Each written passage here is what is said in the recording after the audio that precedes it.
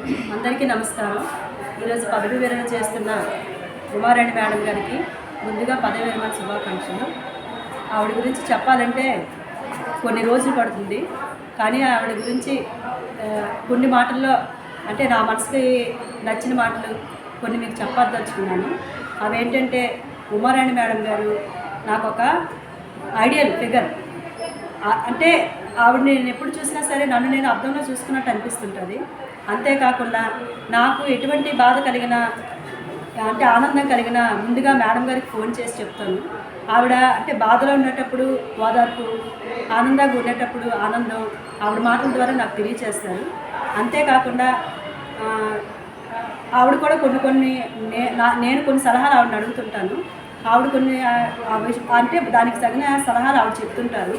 అంతేకాకుండా ఇంకో విషయం ఏంటంటే, మేడం గారికి ఆఫ్టర్ రిటైర్మెంట్ తర్వాత కూడా ఆరోగ్యాలతో ఆనందంతో ఇలాగే ఉండాలని, నిండు నూరేళ్ళు హ్యాపీగా ఉండాలని మనసా కోరుకుంటున్నాను. Thank you.